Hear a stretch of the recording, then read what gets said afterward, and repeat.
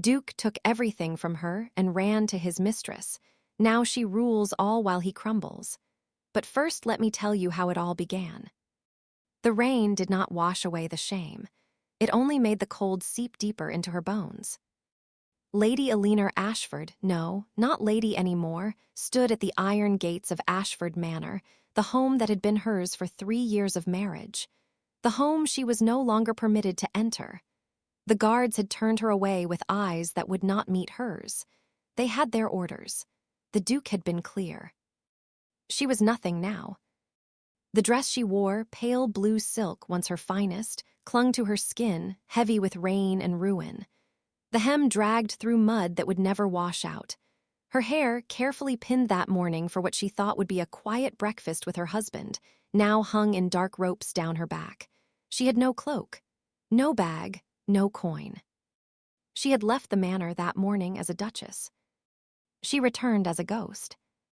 The message had reached her at her sister's country home, where she'd been visiting for a week. A single letter, no explanation, no apology, just 5 lines in the Duke's hand. Our marriage is dissolved by my word and the complicity of the church. Do not return to Ashford Manor. Your belongings will be burned. You have no claim to title, property, or name.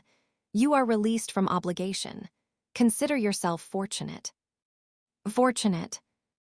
She had ridden through the night to reach London, certain it was a mistake, a forgery, a cruel joke. But when she arrived at the manor gates, the guards had the letter too. They had been warned. The Duke had already left for his estate in Bath. With her, Lady Margaret Sinclair, the widow, the painter, the woman with the throaty laugh and the low-cut gowns who had been a guest at their table a dozen times. The woman Eleanor had trusted. The Duke had not even waited until Eleanor returned to tell her himself. He had simply erased her. Eleanor's knees buckled. She caught herself against the gate, iron cold and unyielding beneath her palms. Her breath came sharp and shallow. She wanted to scream. She wanted to collapse. She wanted to tear the gates down with her bare hands. But she did none of those things. Because 20 paces behind her, a small crowd had gathered. Shopkeepers, street vendors, a gentleman in a fine coat who had slowed his horse to watch. They were not helping. They were watching, waiting to see if the disgraced Duchess would weep, waiting for the show. She would not give it to them. Eleanor straightened. She lifted her chin. She turned from the gates and began to walk. She did not know where she was going. Her sister's home was 2 days' ride away, and she had no horse now. The small inn where she'd stayed the night before would not extend her credit. She'd already tried. Her parents were dead. Her brother had married into a family that would not risk association with scandal. She had no one. The rain fell harder. Her slippers, delicate things made for drawing rooms, not cobblestones, were already falling apart. She felt the sharp bite of a stone through the sole, then another. Her feet burned. She kept walking. She passed a church. The doors were open. Warm light spilled onto the wet street. She thought about going inside, but churches were filled with people, and people whispered. She had heard enough whispers in the last hour to last a lifetime. A carriage clattered past, close enough to spray filthy water across her skirt. The driver did not slow, did not apologize. Why would he? She looked like a beggar now. Perhaps that's what she was. Eleanor turned down a narrow alley between 2 brick buildings. It was darker here, quieter. The rain echoed off the walls. She pressed her back against the cold stone and closed her eyes. For 3 years, she had been a dutiful wife. She had managed his household. She had stood beside him at every tedious ball and political dinner. She had smiled when he ignored her. She had swallowed her loneliness and convinced herself that marriage was simply this: an arrangement, a duty, a performance. She had never loved him, but she had tried. And he had thrown her away like a letter he no longer wished to read. Her hands curled into fists. The rage was there, coiled tight beneath her ribs, but she could not let it out. Not here, not yet. If she started screaming, she would not stop. A sound pulled her back, Footsteps, heavy boots on wet stone. Elinor opened her eyes. A man stood at the mouth of the alley, broad-shouldered, unshaven. He smiled, and it was not kind. "Lost, are you?" She said nothing. Her heart hammered against her ribs. He stepped closer. "You look like you've had a bad day, love. Maybe I can help." Elinor's fingers found the small steel hatpin still buried in what remained of her ruined hairstyle. It was barely 3 inches long. It would have to be enough. "Stay back," she said. Her voice was hoarse, but it did not shake. The man laughed. "Proud little thing, aren't you? Even soaked to the bone." He took another step. Elinor pulled the pin free and held it in front of her like a blade. "I said stay back." For a moment they stood there in silence. Rain hissed against stone. Somewhere in the distance, a church bell tolled. The man's smile faded. He looked her up and down, not with lust now, but with something closer to pity or disgust. She could not tell which was worse. "Not worth it," he muttered. Then he turned and walked away. Elinor did not lower the pin until his footsteps faded. Then, slowly, her arm fell to her side. The hatpin slipped from her fingers and clattered to the ground. She sank down against the wall, pulled her knees to her chest, and finally let herself shake. This was the lowest she had ever been. But she was still breathing. And that, she decided, would have to be enough. The sound came first. Not hooves or carriage wheels, but footsteps, measured, deliberate, the kind that belonged to someone who had never needed to hurry. Elinor did not look up. She kept her eyes fixed on the rain-slicked stones between her knees, her body pressed into the corner of the alley where the walls met. If she stayed still enough, perhaps whoever it was would pass by. Perhaps she could remain invisible just a little longer. The footsteps stopped. "You are sitting in a puddle." The voice was male, low and precise, with the clipped edges of someone accustomed to being obeyed. Not unkind, but not soft either. A statement of fact, nothing more. Elinor's jaw tightened. "I am aware." A pause, then. "Do you intend to remain there?" "That depends entirely on whether you intend to leave me alone." She heard something that might have been a breath of amusement, though it was gone too quickly to be sure. "I do not make a habit of leaving women in alleyways in the rain." "How noble of you." Elinor finally raised her head. The man standing before her was tall enough that he had to angle his head slightly to meet her eyes beneath the brim of his hat. His coat was dark and well-tailored, his boots pristine despite the weather.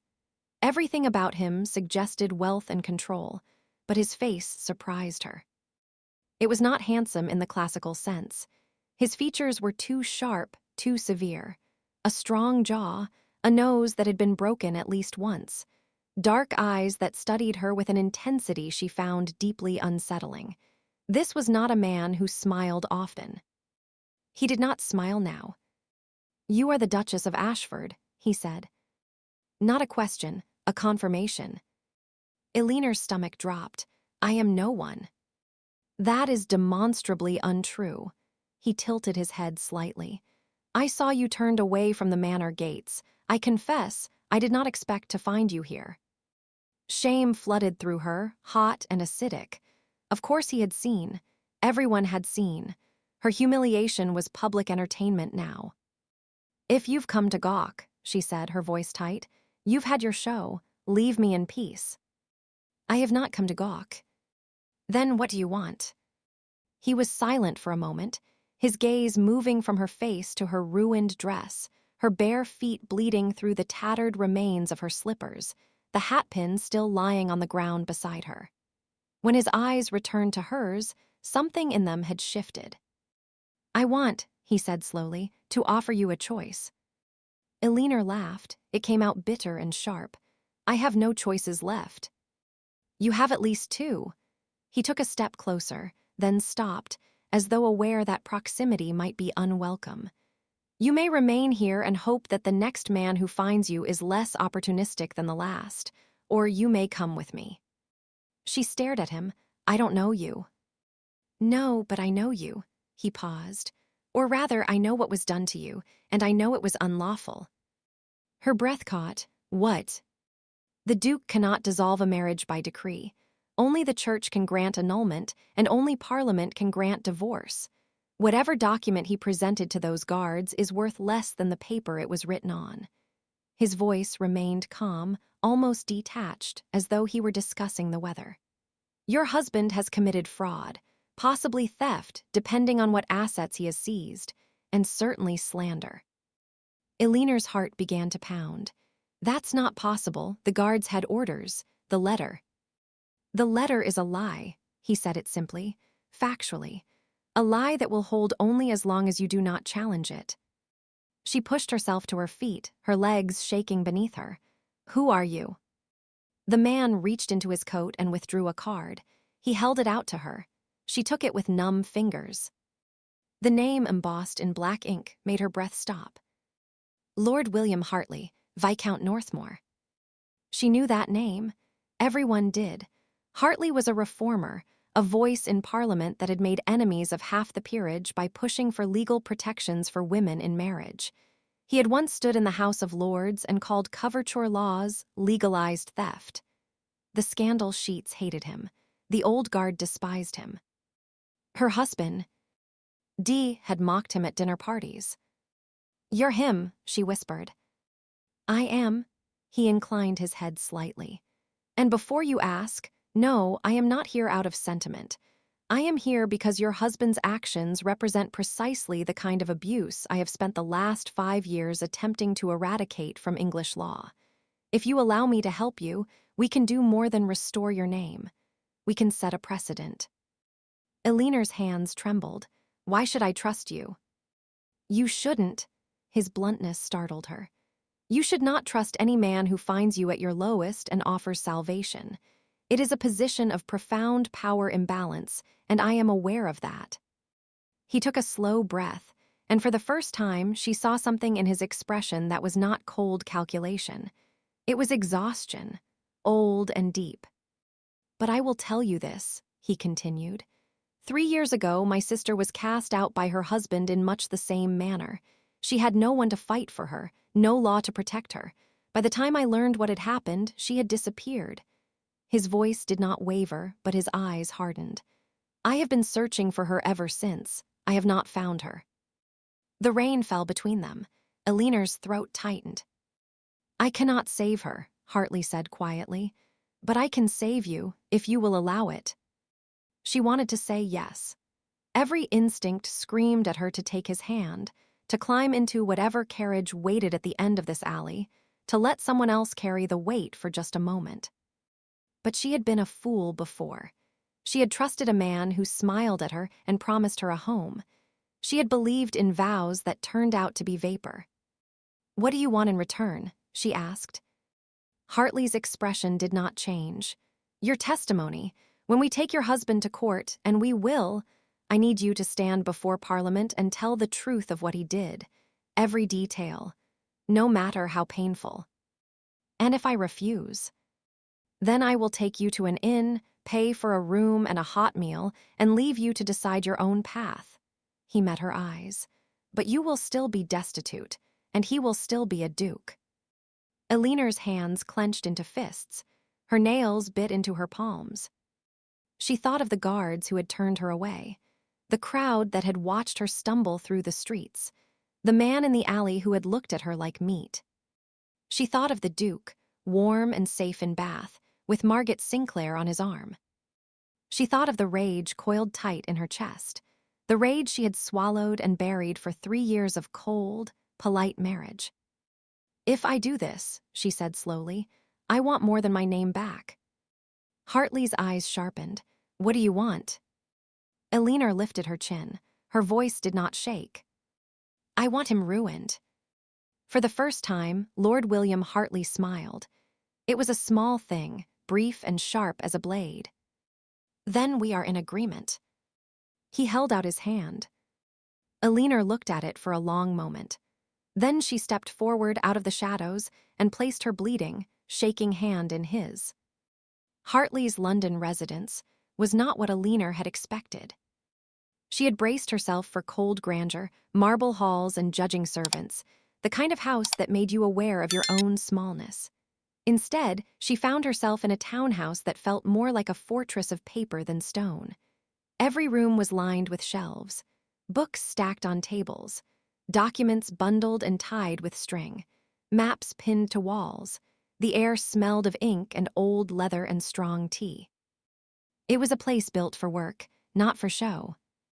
Mrs. Phillips, the housekeeper, took one look at Aliner's ruined dress and bleeding feet and made a sound of pure disapproval. Not at Aliner, but at the world that had put her in such a state. "Come with me," she said firmly. "We'll get you warm first. Everything else can wait." Within an hour, Aliner was clean, bandaged, and dressed in borrowed clothes that actually fit. A simple gray wool dress. Practical. Warm. Nothing like the silks and satins she had worn as a duchess, but she found she did not miss them. She sat now in what Hartley called his working room, a study dominated by a massive oak desk covered in papers. He sat across from her, a teacup in one hand and a file in the other.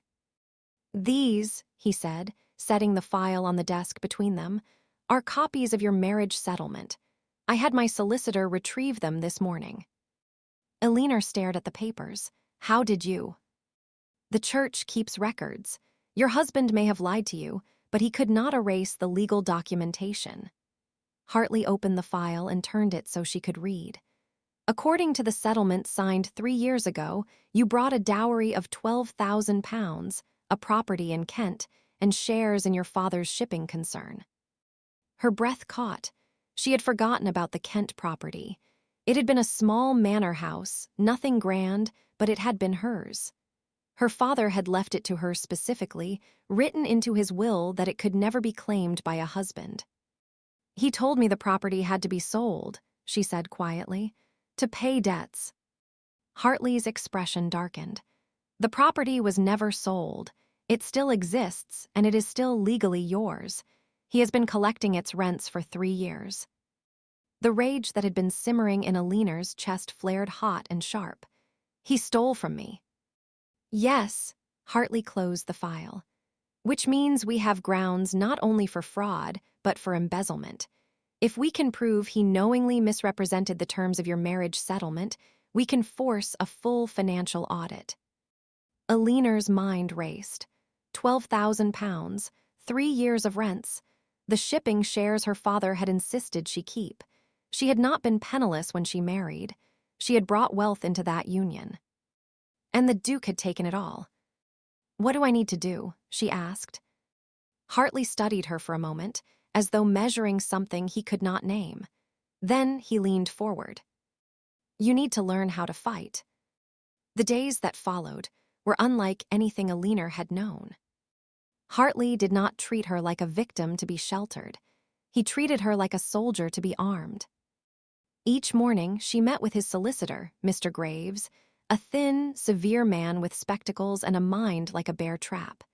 He walked her through contract law, property rights, the labyrinthine rules of coverture that allowed husbands to control their wives' assets. Aliner listened. She took notes, and she began to see the architecture of her own cage. But she also began to see the cracks.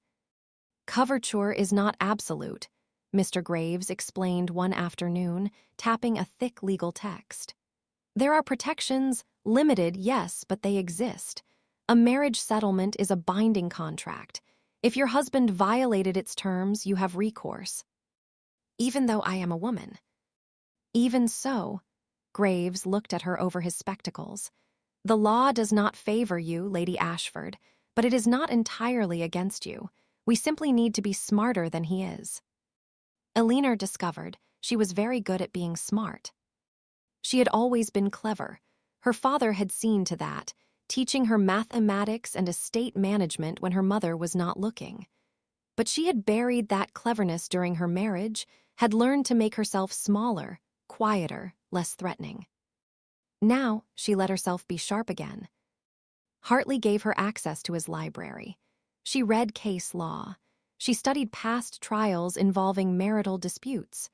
She memorized the names of every lord who had voted for or against women's legal protections. She began to understand not just her own situation, but the system that had allowed it to happen. And she began to strategize. One evening, nearly 2 weeks after her arrival, she sat across from Hartley in his study.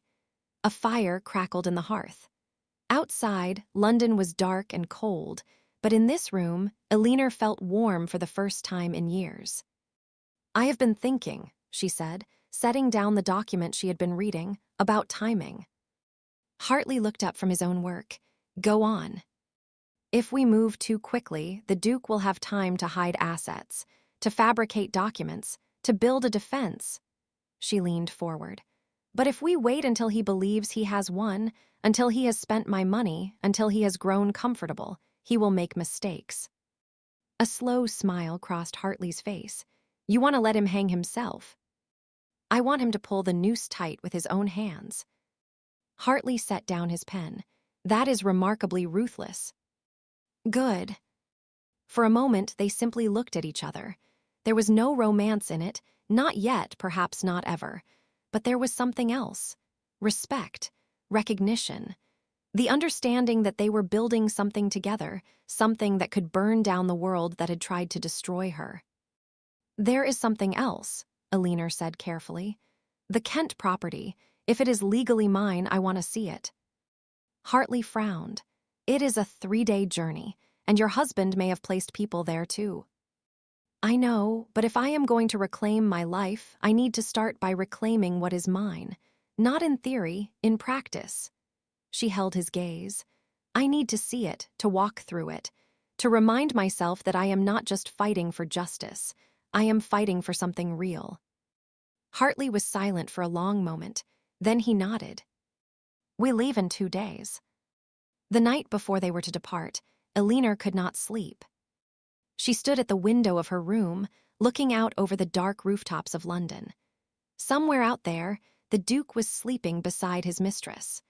Somewhere out there, the guards who had turned her away were warm and fed on wages paid with her money. But she was not in an alley anymore. She was not shaking in the rain.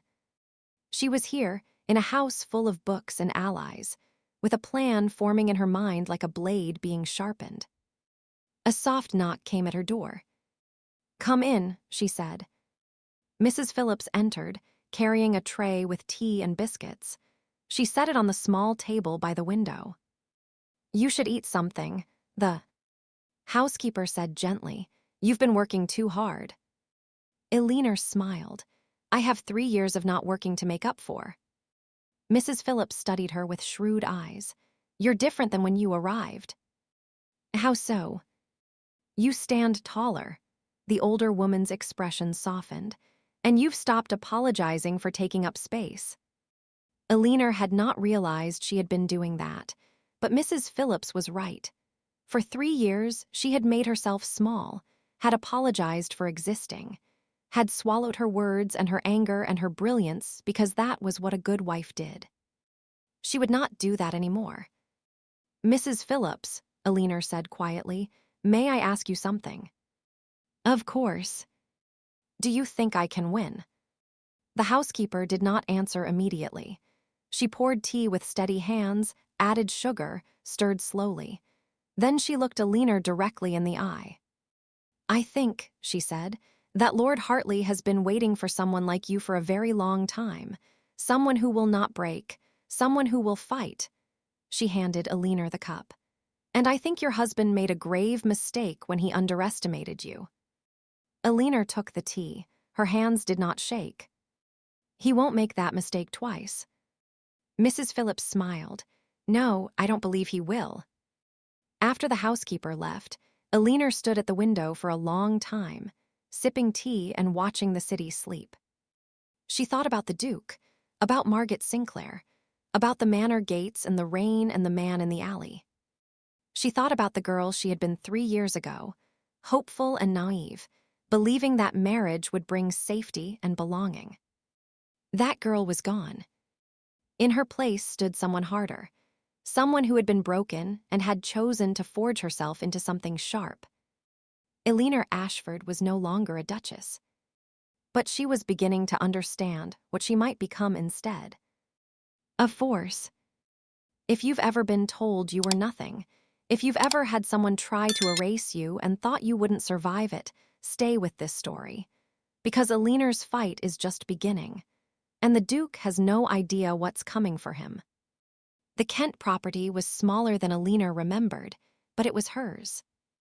She stood in the entrance hall of Rosewood Manor, a modest estate with weathered stone walls and windows that needed repair, and felt something shift inside her chest.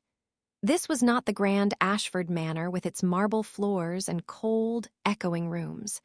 This was a home, a place her father had loved, a place that still carried his memory in every beam and brick. "The tenants have been paying rent regularly," Mr. Graves said, consulting his notes.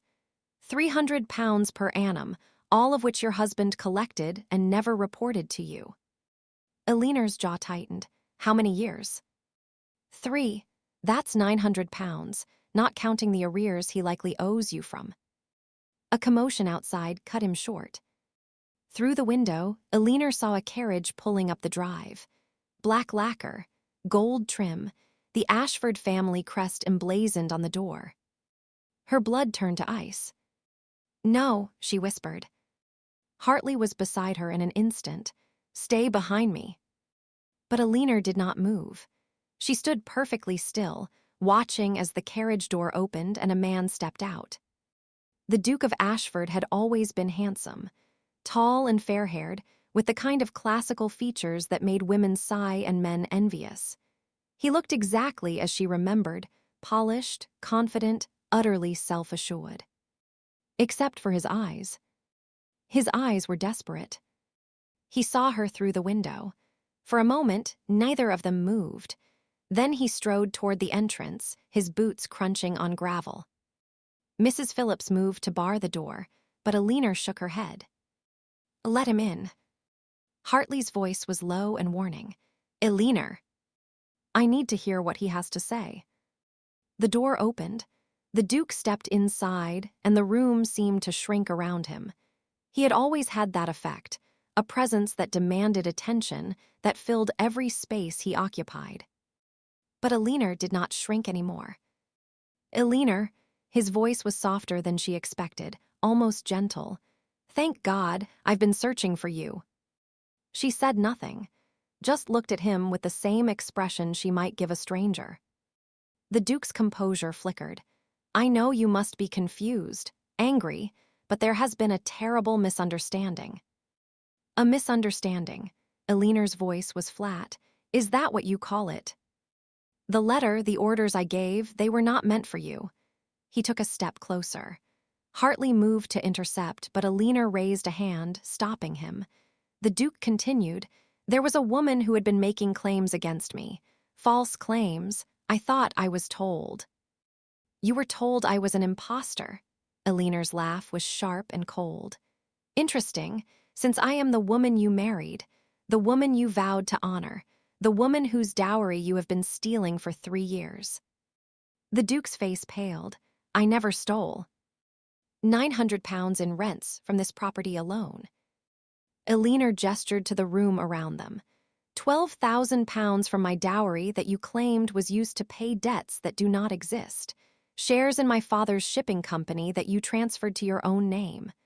Her voice did not rise, but every word landed like a blow. "Shall I continue?" The Duke's gaze darted to Hartley, then to Mr. Graves, then back to Eleanor. She saw the calculation happening behind his eyes, the realization that she was not alone, that she had allies, that she knew things he had assumed she would never discover. "Eleanor, please." His voice shifted, became pleading. "Whatever you think happened, we can resolve this. Come home, we can start again." "I have no home with you. You are my wife." "According to what law?" Hartley spoke for the first time, his voice cutting through the room like a blade. "The marriage you attempted to dissolve by fraudulent decree, or the marriage whose financial terms you violated the moment you misappropriated her assets." The Duke turned to him, and Eleanor saw rage flash across his features. This does not concern you, Hartley. It concerns the law, which makes it very much my concern. You've poisoned her against me. The Duke's voice rose. Filled her head with lies. I filled her head with the truth. Hartley's tone remained calm, controlled. Something you should have done years ago. The Duke's hands clenched into fists. For a moment, Alina thought he might strike Hartley, but he was not that foolish. Not here, not with witnesses. Instead, he turned back to Alina, and she saw something in his face that shocked her. Fear. Alina, he said quietly, desperately. I made mistakes, I know that, but we can fix this. I can fix this. Just come back with me, please. Alina studied him, really looked at him for the first time in 3 years of marriage. She saw the fine lines around his eyes that had not been there before, the slight tremor in his hands, the coat that, while expensive, showed signs of wear at the cuffs. Where is she? Alina asked softly. The Duke froze. Who? Margaret, your mistress, the woman you left me for, where is she?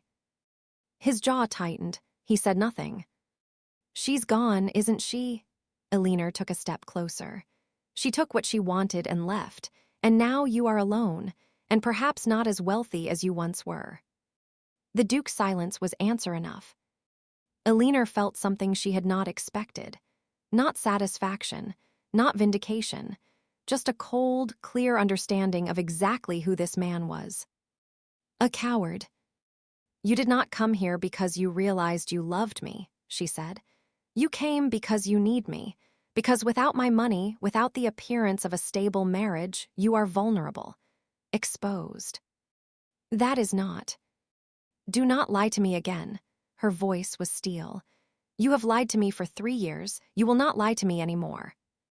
The Duke stared at her, and she saw the exact moment he realized he had lost, that whatever power he had once held over her was gone. You will regret this, he said, his voice low and venomous. If you do not come back with me now, I will make certain you have nothing. No name, no position, no future. Alina smiled. It was not a kind smile. You already tried that. It did not work. The Duke's face flushed red. He turned to leave, then stopped at the door. When he looked back, all pretense of affection was gone. What remained was pure malice. I will destroy you, Alina, you and everyone helping you. By the time I am finished, you will beg me to take you back. Then he was gone. The door slammed behind him. The sound echoed through the hall like a gunshot. For a long moment, no one spoke. Then Hartley moved to Alina's side. Are you all right? She nodded, but her hands were shaking. He will make good on that threat, Mr. Graves said grimly. He has money, connections, and now he is cornered. That makes him dangerous. Alina sank into a chair. The adrenaline that had kept her upright was draining away, leaving exhaustion in its wake. What can he do? She asked quietly. Graves and Hartley exchanged a glance. He can challenge your claim to this property in court, Graves said. Argue that as your husband, he has legal authority over your assets. He can launch a smear campaign, spread rumors about your character, your virtue. He can pressure your few remaining allies to distance themselves. He paused. And he can countersue you for defamation if we proceed with exposing his fraud. Alina closed her eyes. So even though he stole from me, even though he abandoned me, even though he lied, he still has more power than I do. In the eyes of the law, Graves's voice was bitter. Yes. Silence fell over the room. Alina thought about the Duke's face, the desperation, the rage. He had underestimated her once, but he would not make that mistake again. He would come at her with everything he had, and the law would likely side with him. Because that was what the law did. It protected men like H.I.M., and it punished women like her for daring to fight back. There is another problem, Hartley said quietly. Alina opened her eyes. What? 3 days ago, I received word from a colleague in Parliament. Someone has been asking questions about me, about my finances, my political associations. His expression was grim. "And about any women currently residing in my household." Eleanor's stomach dropped. "He is coming after you too. He will try to discredit me, make it seem as though I have improper motives for helping you. He will paint me as a seducer and you as a willing participant in adultery." Hartley's voice was calm, but she could see the tension in his jaw. "If he succeeds, we lose any moral high ground we might have had, and the case collapses." "So we are trapped." Eleanor's voice was hollow. "If we fight, he destroys us. If we surrender, we lose everything." Hartley knelt beside her chair. When he spoke, his voice was steady. "We are not trapped. We are simply facing an opponent who is willing to fight dirty, which means we need to be smarter and faster." Eleanor looked at him. "How?" "We force his hand before he can execute his plan. We file suit immediately. We go public with the evidence before he can bury it. And we make certain that when the story breaks, it is our version the papers print, not his." "That is a risk," Graves warned. "If we move too quickly and the evidence is not ironclad." "The evidence is ironclad," Hartley said. "We have the marriage settlement, we have the rent records, we have witness testimony from the tenants he defrauded." He looked at Eleanor. "What we need is you, willing to stand in front of Parliament and tell your story, knowing that they will try to tear you apart." Eleanor thought about the Duke's parting words. "I will destroy you." He would try, she had no doubt of that. But she had already been destroyed once. She had already lost everything and survived. She would not be afraid of him anymore. "When do we begin?" she asked. Hartley smiled. It was a grim smile, but it was real. "Tomorrow." The scandal sheets arrived at breakfast. Eleanor was in Hartley's study, reviewing testimony with Mr. Graves, when Mrs. Phillips entered with a stack of newspapers. Her face was pale. "You need to see these," she said quietly. The headlines screamed from every page. "Disgraced Duchess in love nest with radical lord." "ASHFordis, wife abandons marriage for political agitator." "Viscountess or Mistress, the truth about Lady Eleanor's shame." Eleanor's hands trembled as she read. The articles were vicious. They painted her as an adulteress who had abandoned her loving husband to pursue a sordid affair with Lord Hartley. They claimed she had stolen money from the Duke, that she had manufactured evidence of abuse to justify her betrayal, that she was a liar, a schemer, a woman of loose morals who had seduced a naive reformer to further her own ambitions. And they were everywhere. Every major paper, every gossip column, even the respectable journals had picked up the story, couching their coverage in language of concern and disappointment. The Duke had moved fast, faster than they had anticipated. "How did he do this?" Eleanor whispered. "We filed the suit only yesterday." "He must have prepared these in advance," Graves said grimly. "The moment he knew we were moving against him, he released everything at once." Hartley stood at the window, his back rigid. He had not said a word since the papers arrived. "There is more," Mrs. Phillips said. She handed Eleanor a letter. "This was delivered an hour ago by special messenger." Eleanor broke the seal with shaking hands. The letter was written on expensive paper, in elegant script. "Dear Lady Eleanor, I write to you as a friend, though you may not see it that way. The scandal currently engulfing you and Lord Hartley is most distressing, and I feel it my duty to offer you a path to redemption. Return to your husband. Make a public statement denouncing the lies that have been spread in your name. Acknowledge that you were misled by Lord Hartley's political ambitions and that you now see the error of your ways. Do this, and the Duke has agreed to forgive you. Your name will be restored. The legal proceedings will be dropped.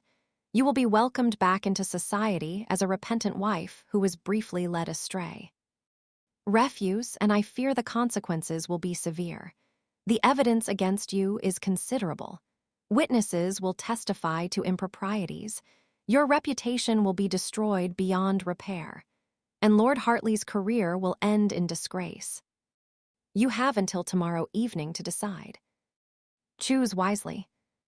Yours in Christian charity. The Countess of Pembroke. Elena read the letter twice. Then she set it down carefully, as though it might burn her. He has thought of everything, she said quietly. The Countess of Pembroke was one of the most influential women in London society. If she had aligned herself with the Duke, it meant he had secured powerful Liz, allies who could close every door Elena might hope to open. This is a trap, Hartley said, turning from the window. His voice was tight with controlled fury. They want you to capitulate publicly, to humiliate yourself. And the moment you do, they will use that confession as proof that every accusation against me is true. But if I do not, Elena looked at him, the letter is right, we will both be destroyed. Then we are destroyed. Hartley's eyes were hard. I will not ask you to sacrifice your dignity to save my reputation. Your reputation is not the only thing at stake. Elena stood, pacing to the window. Outside, she could see people on the street. Were they reading those newspapers? Were they discussing her shame over breakfast? If you are discredited, every reform you have fought for will be discredited with you. Every woman you might have helped will lose their advocate. That is not your burden to carry. Yes, it is, Elena's voice rose. Because I am one of those women. Because if I bow to him now, I prove that he was right to treat me as he did. That women are weak, that we can be broken, that the law does not need to change because we will always surrender in the end. Silence fell. Mr. Graves cleared his throat. There is another problem. I received word this morning from our barrister. 3 of our key witnesses have withdrawn their testimony. Elena's heart sank. Which ones? The former housekeeper, the land agent, and the tenant farmer who kept the original rent ledgers. Graves removed his spectacles and rubbed his eyes.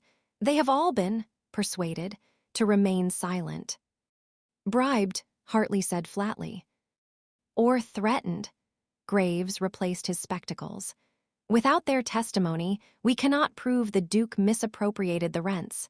We have only the ledgers, which his solicitors will argue are forgeries. Elena felt the room closing in around her. What about the marriage settlement, the dowry? We can prove it existed, but we cannot prove what happened to the money without witnesses to corroborate the timeline. Graves's expression was grim. I am sorry, Lady Elena, but without those witnesses, the case is significantly weakened. Elena sank into a chair. The Duke had outmaneuvered them. He had moved faster, struck harder, and covered every avenue of attack. And now she was faced with an impossible choice. Surrender and betray everything she had fought for, or stand firm and watch everything she had built turn to ash. There must be something we can do, she said, but even she could hear the desperation in her voice. Hartley knelt beside her chair. Elena, look at me. She met his eyes. You do not have to do this, he said quietly. You can walk away, accept their terms, save yourself, no one would blame you. I would blame me. Then we fight, and we accept the consequences, together. Elena wanted to say yes, wanted to believe that truth and justice would prevail. But she had spent 3 years in a marriage built on lies, and she knew better than to trust in happy endings. What if we lose? She whispered. Then we lose. Hartley's voice was steady. But we lose on our feet, not on our knees. A knock at the door interrupted them. Mrs. Phillips entered, her face drawn. My lord, there are people outside. Hartley frowned. What kind of people? A crowd, 50, perhaps more. They are shouting for Lady Elena to show herself. Elena's blood ran cold. She moved to the window and looked down at the street below. A mob had gathered outside Hartley's townhouse. Men and women, some well-dressed, some in working clothes. They carried signs. They shouted slogans. Harlot. Adulteress. Shame. One woman looked up and saw Elena in the window. She pointed. The crowd surged forward. Whore, someone screamed. Show your face, you Jezebel. Eleanor stepped back, her heart hammering. This was not a spontaneous gathering. This was organized, orchestrated. The Duke was showing her exactly what he could do. "We need to get you out of here," Hartley said, moving toward the door. "No," Eleanor's voice was stronger than she felt. "If I run now, it proves I am guilty. It proves they were right about me." "Eleanor, I will not hide." She moved back to the window. The crowd saw her and roared. Objects flew through the air, rotting vegetables, stones. One shattered the window of the room below. Eleanor stood perfectly still. She looked down at the faces twisted with righteous anger. These people did not know her. They did not know what the Duke had done. They knew only what the papers had told them. And the papers had told them she was a villain. Mrs. Phillips appeared at her side. "Come away from the window, my lady, please." But Eleanor could not move. She stood there, watching her life burn, and felt something inside her begin to crack. She had been so certain, so sure that truth would be enough. That if she stood firm, if she fought with everything she had, justice would prevail. But justice was a luxury afforded to those with power. And she had none. The Duke had taken everything from her 3 years ago, and now he was taking what little she had managed to rebuild. Below, the crowd began to chant, "Shame, shame, shame." Eleanor closed her eyes. The sound washed over her like a wave, drowning her, pulling her under. She thought about the letter, the offer, the chance to make all of this stop. All she had to do was lie, say she had been wrong, say Hartley had manipulated her, say she was sorry. All she had to do was become small again. Behind her, Hartley stood silent, waiting. He would not pressure her, would not tell her what to do. He would stand with her no matter what she chose. But she would have to live with the choice. Eleanor opened her eyes. She looked down at the mob, at the hatred on their faces, at the world that had decided she was guilty before ever hearing her speak. She thought about the girl she had been in that alley, cold and bleeding and alone. That girl had made a choice too. She had chosen to take Hartley's hand, to fight. She had chosen to survive. Eleanor turned from the window. When she spoke, her voice did not shake. "I will not apologize for telling the truth. I will not recant my testimony, and I will not beg the Duke for mercy he does not deserve." She looked at Hartley, at Graves, at Mrs. Phillips. "If we go to court and lose, then we lose, but we go to court." Hartley's expression shifted, something like relief, something like pride. "Are you certain?" he asked. Eleanor thought about everything she had lost, everything she stood to lose. And she thought about the alternative, living on her knees, forever afraid, forever silent. "I am certain." Outside, the mob continued to scream. The scandal sheets would print more lies tomorrow. The Duke would bring all his power to bear. But Eleanor Ashford was done being afraid. She had already survived the worst he could do. Everything else was just noise. The hearing was set for Thursday morning in the Court of Chancery. Eleanor wore gray, not the pale, soft gray of morning, but a deep charcoal that made her look like iron given human form. Mrs. Phillips had helped her dress, pinning her hair severely back, leaving her face bare of powder or rouge. "You look like a woman who has nothing to hide," the housekeeper had said approvingly. Eleanor hoped that would be enough. The courtroom was packed, every seat filled, people standing along the walls. The public gallery overflowed with spectators who had come to watch the disgraced Duchess be torn apart by the man she had dared to accuse. The Duke sat at the front with his solicitors, looking every inch the wronged husband, dignified, sorrowful, perfectly dressed. When Eleanor entered, he did not look at her. The dismissal was deliberate, calculated. Hartley sat beside Eleanor, his presence a solid wall at her back. Mr. Graves shuffled papers with methodical precision, but she could feel the tension radiating from both of them. They were prepared to lose. The magistrate entered. The Honorable Justice Blackwood, a man known for his conservative views on marriage and women's place within it. Eleanor's heart sank when she saw him. The Duke's people had chosen well. "We are here," Blackwood intoned, "to address the petition brought by Lady Eleanor Ashford against her husband, the Duke of Ashford, concerning alleged financial improprieties and fraud within the marriage contract." His tone made it clear what he thought of such allegations. The Duke's barrister stood. Sir Edmund Cross was a legend in London legal circles, silver-tongued, merciless, and very expensive. "Your Honor, this case is a tragedy dressed as a legal matter. My client, the Duke of Ashford, is a man of impeccable character who has been grievously slandered by a wife who abandoned her sacred vows to pursue an illicit liaison with a known political radical." Murmurs rippled through the gallery. Eleanor kept her face perfectly still.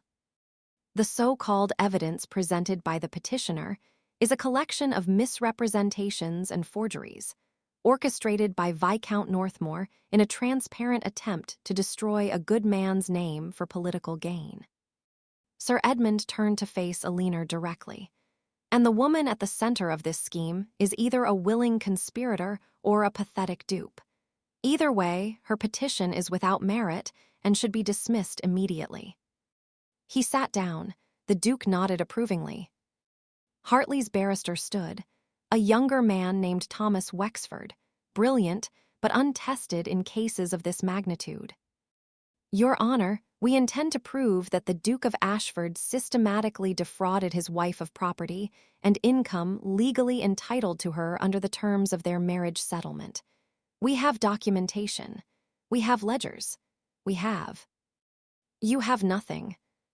The voice came from the back of the courtroom. Every head turned. A woman stood in the doorway. She was perhaps 40, dressed in expensive but understated clothing. Her hair was dark, threaded with silver. Her face was beautiful in a cold, sharp way. Margaret Sinclair, the Duke's mistress. Eleanor's breath caught. What was she doing here? The magistrate frowned. "Madam, this is a court of law. You cannot simply—" "I am here to provide testimony, Your Honor." Margaret's voice was clear and steady. "Testimony that is directly relevant to this case." Sir Edmund was on his feet instantly. "Your Honor, this woman is not on the witness list." "Because we did not know she would come forward," Wexford said quickly. "But if she has relevant information, surely the court must hear it." Blackwood looked annoyed but curious. "Approach." Margaret walked down the center aisle. The crowd parted for her like water. Eleanor watched, her mind racing. This woman had helped destroy her marriage. What could she possibly have to say that would help? Margaret was sworn in. She took her place in the witness box with the composure of someone used to being watched.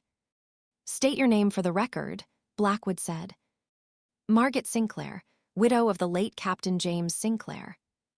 "And what is your relationship to the parties in this case?" A pause. Then, "I was the Duke of Ashford's mistress for approximately 8 months, until 3 weeks ago when he cast me aside." The courtroom exploded in whispers. The Duke's face went white. Sir Edmund surged to his feet. "Your Honor, this is a clear attempt to—" "Sit down, Sir Edmund." Blackwood's eyes were fixed on Margaret with sharp interest. "Continue, Mrs. Sinclair." Margaret's gaze moved to the Duke. Her expression was utterly cold. "The Duke came to me 18 months ago. He was charming, attentive. He told me his marriage was a loveless arrangement, that his wife was cold and difficult, that he deserved happiness." She paused. "I believed him. I was a fool." "What changed?" Wexford asked gently. "I discovered what he truly wanted from me. It was not companionship. It was not even passion." Margaret reached into her reticule and withdrew a sheaf of papers. "It was access to my late husband's accounts." She handed the papers to the bailiff, who passed them to the magistrate. "My husband left me a considerable fortune. The Duke convinced me to invest in several of his ventures. He told me they were profitable, that I would see significant returns." Her voice hardened. He lied. Blackwood examined the documents, his frown deepening. "What are these?" he asked. "Promissory notes, investment contracts, all signed by the Duke." Margaret's eyes never left her former lover's face. "He took nearly £30,000 from me over the course of our affair. £30,000 that vanished into debts and schemes and failed ventures. When I confronted him 2 weeks ago, he told me I had no legal recourse. That as a woman, I could not prove fraud, and that if I tried, he would destroy me as thoroughly as he had destroyed his wife." The silence in the courtroom was absolute. "He told you he had destroyed Lady Eleanor?" Wexford asked carefully. "He bragged about it."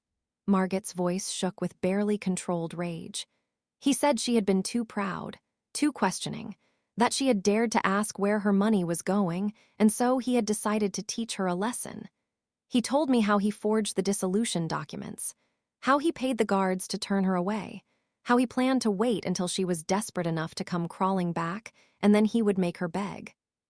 Eleanor felt tears burning behind her eyes, but she did not let them fall. "He said it was easy," Margaret continued, "because no one would believe her. A woman's word against a duke's, the law would side with him, society would side with him, and she would be left with nothing." Margaret looked at Eleanor for the first time. "I am sorry. I did not know what he was, but I know now, and I will not let him destroy anyone else." The Duke was on his feet. "She is lying. This is a conspiracy." "Sit down, Your Grace." Blackwood's voice was ice. "Your Honor, surely you cannot." "I said sit down." The Duke sat. His hands were shaking. Wexford approached the witness box. "Mrs. Sinclair, do you have any other documentation that might support your testimony?" "I do." Margaret produced another envelope. "Letters, written in the Duke's own hand. In them, he discusses his financial situation quite candidly, including references to Eleanor's Kent rents and the dowry fund I have been drawing from." She handed the letters to the bailiff. Blackwood read them with an expression that grew darker with each page. "There is more," Margaret said quietly. "I spoke to several of the Duke's creditors.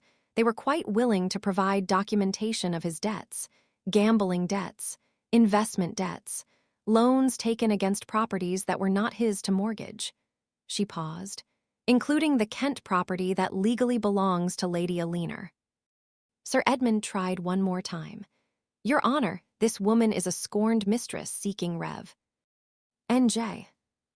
"This woman," Blackwood interrupted, "has provided more concrete evidence in 10 minutes than you have in 2 hours of legal posturing, Sir Edmund." He looked at the Duke. "Your Grace, I strongly suggest you instruct your counsel to remain silent. You are doing yourself no favors." The Duke's face was ashen. Wexford turned to the gallery. "We have one additional witness, Your Honor, Mr. Peter Winters, formerly head groom at Ashford Manor." An older man stood from the back. He was weathered and gray, dressed in his Sunday best. He walked to the witness box with quiet dignity. After being sworn in, he cleared his throat. "I served the Duke for 23 years, he said. "I served his father before him. I kept my mouth shut about a lot of things because that's what servants do, but I cannot stay silent anymore." "What did you witness, Mr. Winters?" Wexford asked. "The night before Lady Eleanor was sent away, I overheard the Duke speaking with his solicitor. They were in his study. I was outside, tending to a horse that had thrown a shoe near the window." He paused. "The Duke was laughing. He said, 'By this time tomorrow, she will be gone and there will be nothing she can do about it. The church will not help her. The law will not help her. And no one will believe her even if she tries to speak.'" The courtroom was silent. His solicitor asked if he was certain he wanted to proceed in such a manner. The Duke said, "She has become inconvenient. This is the simplest solution." Winters's voice was steady, but his eyes were wet. "I should have spoken up then. I should have warned her, but I was a coward. I kept my position and my silence, and I have regretted it every day since." He looked at Eleanor. "I am sorry, my lady, I failed you, but I will not fail you again." Eleanor could not speak, could not breathe. Blackwood set down the documents before him. When he looked at the Duke, his expression was one of profound disgust. "Your Grace, I have presided over many cases in my tenure on this bench. I have seen pettiness and greed and even malice, but rarely have I seen such calculated cruelty dressed in the trappings of respectability." He gestured to the evidence. The documentation provided by Mrs. Sinclair and corroborated by Mr. Winters's testimony paints a picture of systematic fraud, embezzlement, and moral bankruptcy. The Duke opened his mouth. Blackwood silenced him with a look. "Furthermore, your attempt to dissolve a legal marriage through fraudulent means constitutes a criminal act. Your misappropriation of your wife's property is theft, and your efforts to slander both Lady Aliner and Viscount Northmore to cover your crimes are actionable." Blackwood turned to Aliner. His expression softened barely, but enough. "Lady Aliner, I apologize on behalf of this court for the indignities you have suffered. Your petition is granted in full. All properties and assets belonging to you under the terms of your marriage settlement are hereby returned to your sole control, along with all rents and profits that should have accrued to you during the course of your marriage." He looked back at the Duke.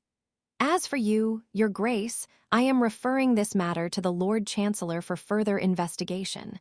I strongly suspect criminal charges will follow. Court is adjourned." The gavel came down. For a moment, no one moved. Then the courtroom erupted, people surging forward, voices shouting questions, the Duke trying to flee, blocked by bailiffs, Sir Edmund gathering his papers in humiliated silence. Aliner sat perfectly still. She felt Hartley's hand on her shoulder, heard Mr. Graves speaking to reporters, saw Margaret Sinclair slip out a side door, her testimony delivered, her revenge complete. Mrs. Phillips appeared beside her, tears streaming down her face. "You did it, my lady. You won." Had she? Aliner looked at the Duke being led away by bailiffs, his face a mask of impotent rage. She looked at the crowd of strangers who had come to watch her be humiliated and were now whispering about her vindication. She had her property back, her name back, her truth acknowledged. But it did not feel like victory. It felt like survival. Hartley helped her to her feet. "Come, let us get you out of here."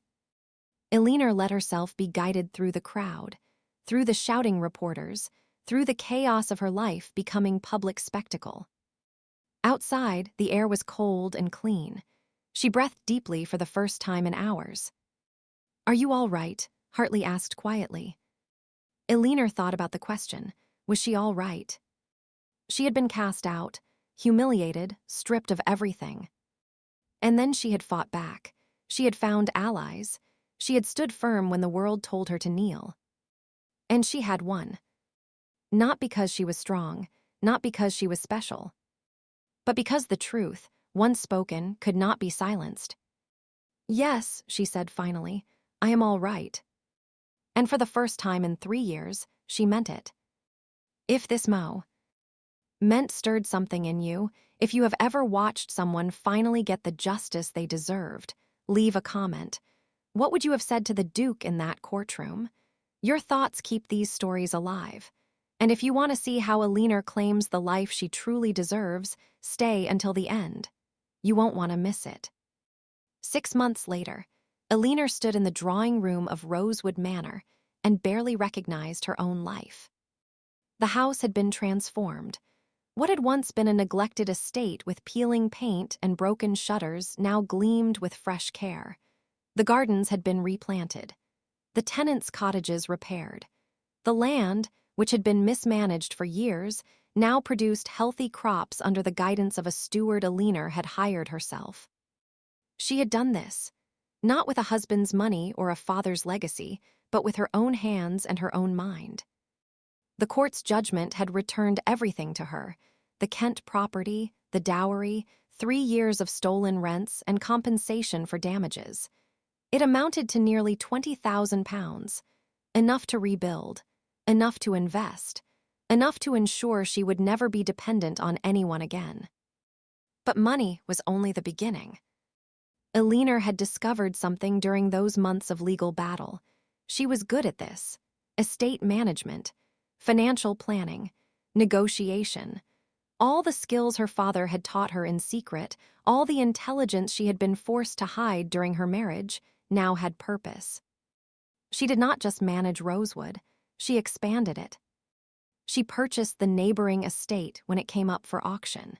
She invested in a textile mill that employed women at fair wages. She partnered with 3 other landowners to establish a cooperative that gave tenant farmers better terms and protection from exploitation. And people noticed. "Lady Elinor," Mr. Graves had said during his last visit, "you have become something of a phenomenon. There are women across England watching what you are doing, asking how you did it." Elinor had smiled at that. "I did what any man would do. I simply refused to believe I could not." Now she stood at the window watching carriages arrive for the dinner party she was hosting. Reformers, politicians, businesswomen, people who saw the world as it could be, not just as it was. And Hartley.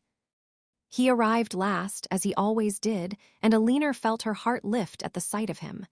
Their relationship had remained carefully proper in public. He lived in London. She lived in Kent. They corresponded regularly. They worked together on legal reforms. But there was something else between them now. Something that had grown slowly, carefully, like a plant given time to root deeply. He entered the drawing room and found her immediately. His smile was small, private, meant only for her.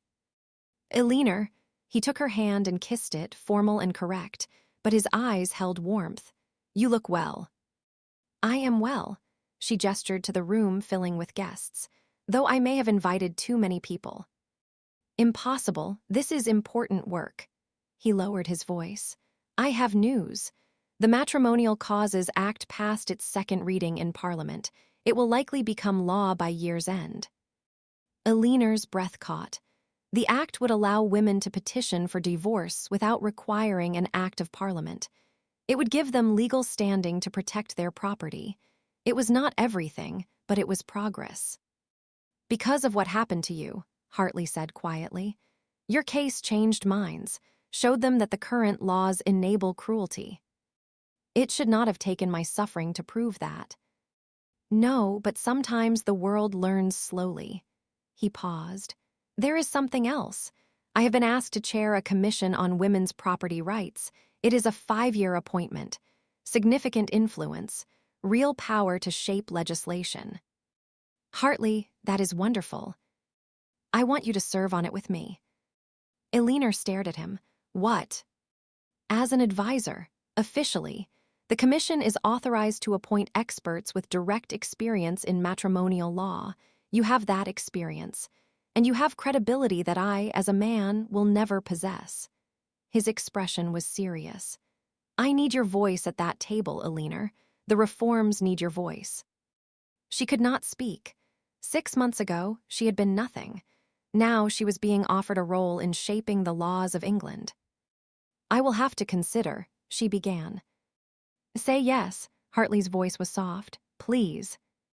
Elinor looked at him, really looked at him, at this man who had found her bleeding in an alley and given her the tools to save herself, who had stood beside her when the world screamed that she was worthless, who had never asked her to be anything other than exactly who she was. "Yes," she said, "I will do it." His smile was like sunlight breaking through clouds. The dinner party was a success. Conversation flowed. Alliances were formed. Elinor moved through her own drawing room as a hostess, a landowner, a woman of influence, and felt the strangeness of it. This was her life now. This was who she had become. Late in the evening, after most of the guests had departed, Hartley found her in the garden. The night air was cool. Stars scattered across the sky like scattered diamonds. "You should be proud," he said, standing beside her. "Of what?" "Of all of this, what you have built." Elinor considered that. "I am not proud. Pride seems too simple a word for it. I am grateful that I survived long enough to build anything at all." Hartley was quiet for a moment. Then, "There is something I have wanted to ask you for some time now." Her heart began to beat faster. "When this began," he continued carefully, "I told you I was helping you to set a precedent, to fight an injustice. And that was true, but it has become something else, something more." He turned to face her fully. "I have spent 5 years fighting for women's rights in the abstract, but with you, it was never abstract. It was personal. It was urgent. It was—" He stopped, searching for words. "It was real," Elinor finished softly. "Yes," he took her hand. "Elinor, I am not a romantic man. I do not have pretty words or grand gestures, but I have profound respect for you, and affection. And if I am honest, something that feels very much like love." Elinor's breath caught. "I am asking," Hartley said, "if you might consider allowing me to court you, properly, with no legal battles or public scandals. Just two people who have seen each other at their worst and have chosen to remain." Elinor looked at their joined hands. She thought about the girl she had been, who had married for security and found only coldness. She thought about the woman she had become, who no longer needed anyone to save her. But wanting someone was different from needing them. "Yes," she said, "I would like that very much." Hartley's smile was the most genuine thing she had ever seen on his face. They stood there in the garden, not kissing, not embracing, just standing together under the stars. It was enough. 3 weeks later, Elinor received a letter. It came from a parish in the north of England. The handwriting was unfamiliar. She almost discarded it, thinking it another request for advice or support. But something made her open it. "Lady Elinor, you do not know me, but I feel I must write to you. I am the vicar of St. Michael's Parish in Yorkshire. Recently, a man came to our village seeking shelter. He was destitute, penniless, and in poor health. He asked if I might help him find work. When I asked his name, he would not give it at first, but eventually he confessed. He said he was once the Duke of Ashford. I thought he was mad or lying, but he showed me documents, and I believe he is telling the truth.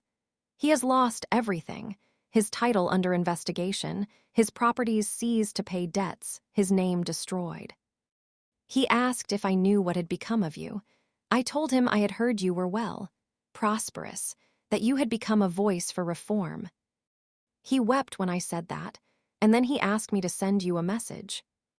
He says he is sorry. He says he understands you will never forgive him, and he does not ask for forgiveness.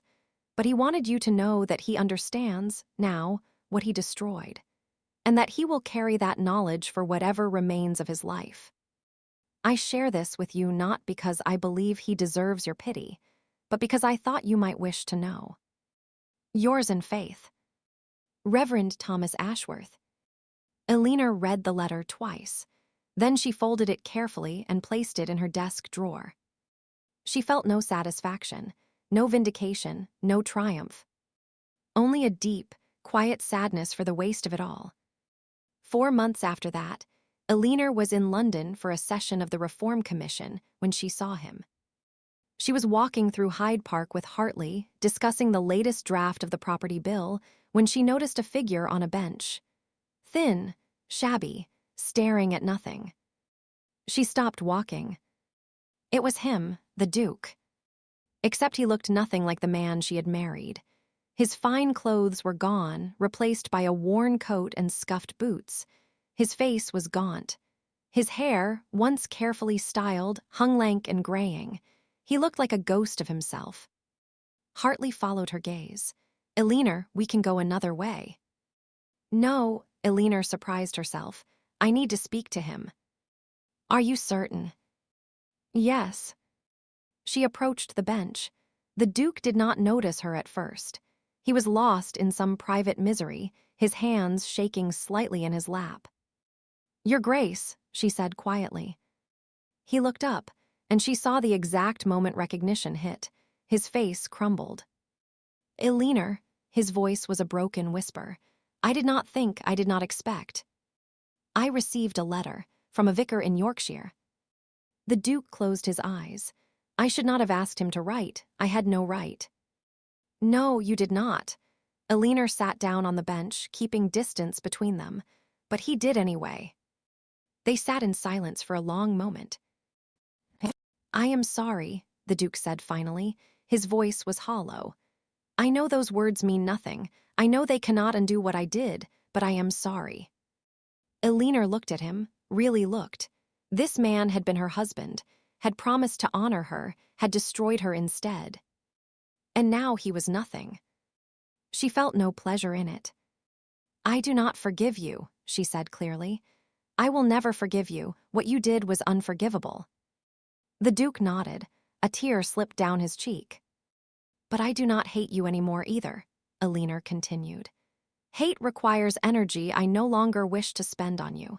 You are simply a man who made choices, and now you are living with the consequences of those choices. I lost everything, he whispered. Yes, you did, Elinor stood. Just as I did. The difference is I built a new life from the ashes. You can still do the same, if you choose to.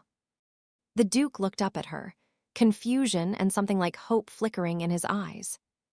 I am not telling you this for your sake, Elinor said.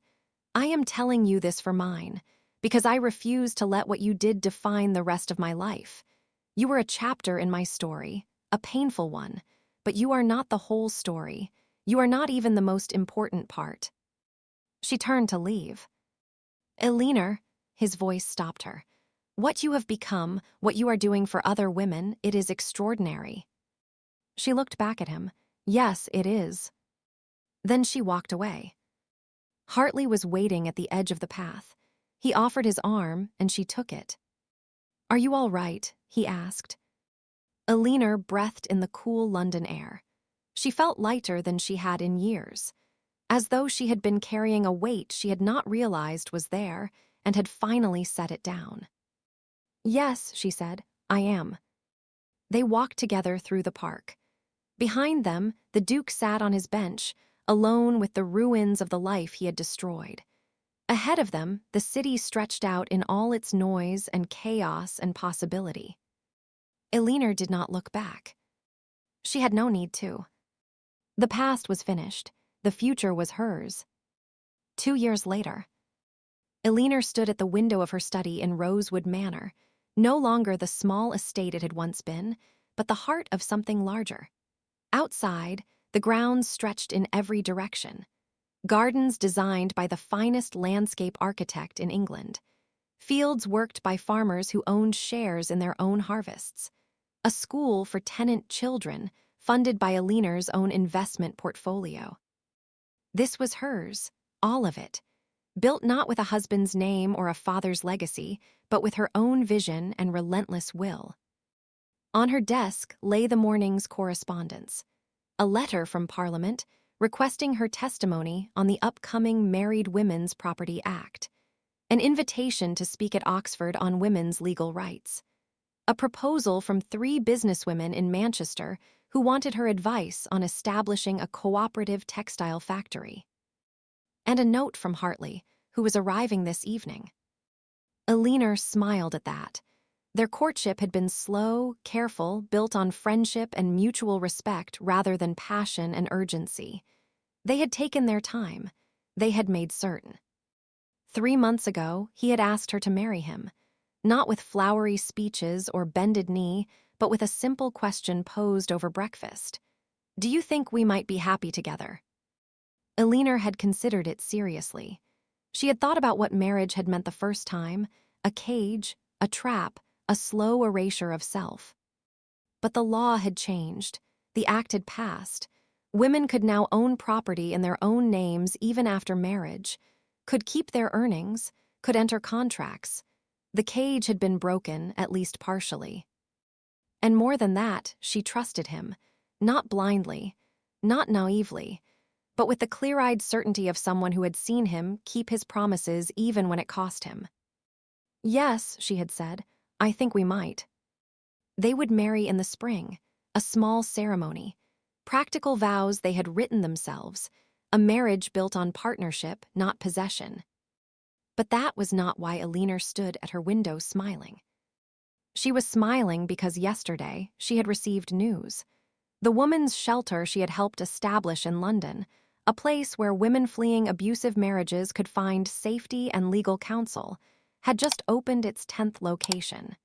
10 cities, hundreds of women helped, lives saved and rebuilt. The work she and Hartley had begun in that courtroom 2 years ago had grown into something neither of them could have imagined. A movement. Women were speaking now, not just in drawing rooms and whispered conversations, but publicly, in newspapers, in Parliament. They were demanding rights, demanding dignity, demanding to be treated as human beings with agency and worth. And Alina had helped make that possible. Not because she was special, not because she was uniquely brave, but because she had refused to disappear. There was a knock at the door. Mrs. Phillips entered, carrying tea and a knowing smile. "You." "Ray thinking again," the housekeeper said, setting down the tray. "I can always tell. You get that look in your eyes." Alina laughed. "What look?" "Like you're planning to reorganize the world before dinner." "Only a small part of it." Mrs. Phillips poured tea with practiced efficiency. "There's someone here to see you, a young woman. She wouldn't give her name, but she said it was urgent." Alina frowned. Did she say what it was about? Only that she needed help, and that she had heard you were someone who understood. Alina's heart squeezed. She knew what that meant. Another woman, another story of betrayal or abuse or abandonment, another life hanging by a thread. "Send her in," Alina said. A moment later, a girl entered. She could not have been more than 20. Her dress was fine but rumpled, as though she had been traveling for days. Her eyes were red from crying, but her chin was lifted in defiant pride. Alina recognized that expression. She had worn it herself once. "Please sit," Alina said gently, gesturing to the chair across from her desk. The girl sat, her hands clasped tightly in her lap. "You are Lady Alina Ashford." "I am." "They say you fought your husband in court, that you won." The girl's voice trembled. "Is it true?" "Yes." The girl's eyes filled with tears. "Then perhaps you can help me. My name is Catherine, my husband," her voice broke. "He took everything from me, my inheritance, my mother's jewelry. He says I have no rights, that I am his property, that if I try to leave, he will have me declared mad and locked away." Alina felt the old rage stir, but it was not wild anymore, not desperate, it was focused, sharp, useful. "How old are you, Catherine?" 21. "And how long have you been married?" 6 months. 6 months. This girl had barely begun her life, and already a man was trying to destroy it. Alina stood and moved to sit beside Catherine, not behind the desk. She took the girl's cold hands in her own. "Listen to me very carefully," Alina said. "You are not his property. You are a human being with legal rights, however limited they may be, and you do not have to face this alone." Catherine's tears spilled over. "I do not know what to do. I have no money, no family who will help. Everyone says I should submit, that this is what marriage is." "They are wrong." Alina's voice was steady and certain. "And I am going to prove it to you, starting today." She spent the next 2 hours with Catherine, explaining her options, connecting her with Mr. Graves and the network of solicitors who now specialized in cases like this, arranging for her to stay at the London shelter, writing letters to allies who could provide protection and support. By the time Catherine left, she was no longer crying. She stood taller. Her eyes held something they had not held when she arrived. Hope. After she was gone, Mrs. Phillips returned to collect the tea things. "That's the 5th one this month," the housekeeper observed. "I know." "You cannot save them all, my lady." Alina looked out the window at the gardens, at the thriving estate, at the life she had built from ruins. "No," she agreed, "but I can save some, and I can teach them to save themselves. That is enough." That evening, Hartley arrived. They dined together in the small family dining room, not the grand, formal one Alina never used. The conversation flowed easily: politics, reforms, small domestic details. The comfortable rhythm of two people who knew each other deeply. After dinner, they walked through the gardens as the sun set. The air was warm. Summer was fading into autumn. "I heard about Catherine," Hartley said. "Graves sent word." "She will be all right. She is stronger than she knows." "You say that about everyone." "Because it is true." Alina stopped walking and turned to face him. "No one believes they are strong when they are breaking, but survival is strength. Continuing is strength. Refusing to vanish is strength." Hartley smiled. "You sound like you are writing a speech." "Perhaps I am. I have been asked to speak at the Women's Congress next month." "What will you tell them?" Alina considered the question. What would she tell a room full of women who were fighting battles just like hers? Women who were told they were weak, worthless, meant only to serve and submit. "I will tell them the truth," she said finally. "That the world is not fair. That the law does not protect us the way it should. That men will use power to take what is not theirs and call it their right." She paused, looking up at the darkening sky. "But I will also tell them that we are not powerless.